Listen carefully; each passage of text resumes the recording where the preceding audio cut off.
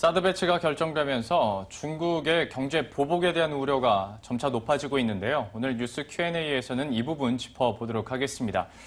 이충규 기자, 가장 최근 소식부터 한번 얘기를 해보도록 하겠습니다. 중국 정부 측에서 우리나라 국민에 대해 이제 상용 복수비자 발급 요건을 까다롭게 했다라는 소식이 들려왔는데요. 구체적으로 어떤 내용들이 담겨 있나요? 이 상용 복수비자라는 것이 이제 중국의 비즈니스 목적으로 찾는 사람들이 발급을 받는 것인데요. 네. 이 복수라는 뜻에서 알 수 있듯이 특정 기간 동안 횟수에 제한 없이 중국을 드나들도록 한 것입니다. 이 소식을 딱 듣다 보니까 떠오르는 것이 국내 여행주 아닙니까? 네. 그 모두 투어하고 하나 투어를 예로 들 수 있는데요. 모두 아웃바운드 여행사이기 때문입니다.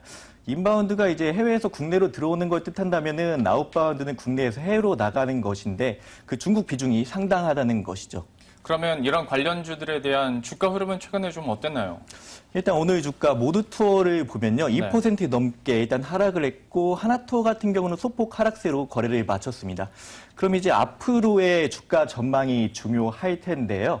그 애널리스트들의 얘기를 들어보면 그 중국의 비자 발급 요건 강화 조치가 그 실적에 미치는 영향은 크지 않을 것이야 이런 분석입니다. 왜냐하면 이제 상용 복수 비자라는 것이 주로 중국을 이제 출장 목적으로 찾는 기업인들이 주로 발급을 받는 것인데 그 여행객들의 고객을 보면은 이제 주로 그 단수 비자를 받는 관광객들이라는 것이거든요. 그런데 이제 2분기에 보면은 그 여행주 주가를 보면 그 일본 지진 여파나 유럽 테러 영향으로 주가가 연일 내리막길을 걷고 있습니다. 그런데다가 이제 중국이 이렇게 사드 배치에 상응하는 경제 보복 조치를 하나도 내놓는 것이 주가에 앞으로 악영향을 미치지 않을까 이런 분석이 나오고 있습니다. 관련 업종에 대한 주가 흐름을 좀 더 지켜보도록 하겠습니다. 역시 면세점에 대한 걱정도 참 많이 있었잖아요. 직접적으로 타격을 받을 수 있는 부분이고요. 좀 어땠나요?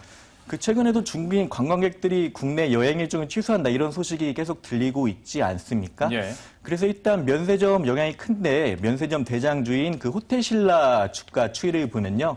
일단 오늘은 전일 대비 2.53% 증가했습니다.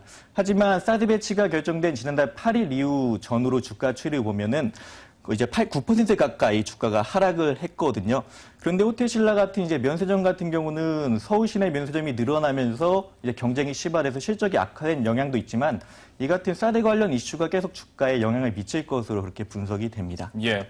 방금 본 것처럼 면세점에서도 사실 많이 팔리는 품목이 화장품이지만 중국에서도 많이 팔리는 것이 또 화장품이기 때문에 화장품주가 이것 때문에 악영향을 받지 않을까라는 걱정도 분명히 있었는데요. 이 부분에 대해서는 좀 어떤가요? 네, 그렇습니다. 아모레퍼시픽 같은 경우를 보면은 지난달 8일 사드 배치 발표 결정 후에 발표 이후에 주가가 15% 넘게 이렇게 하락을 했습니다. 네. 근데 이제 지난달 27일부터 6거래 연속 계속 하락을 하다가 오늘에서야 이제 반등에 성공을 했거든요. 그런데 이제 최근 관세청이 면세점을 대상으로 판매 수량 제한 조치를 내린 것도 최근에 악재로 작용을 했는데요.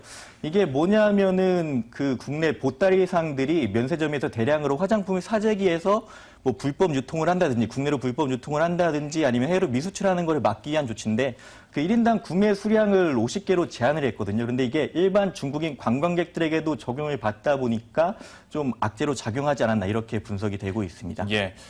중국의 경제 보복과 관련된 내용들이 직간접적으로 날이 가면 갈수록 하나 둘씩 늘어나고 있는 상황인데요. 이렇게 되다 보면 우리 경기에는 역시 악영향이 될 수밖에 없을 것 같습니다. 지금까지 이충우 기자와 함께했습니다. 고맙습니다. 네, 감사합니다.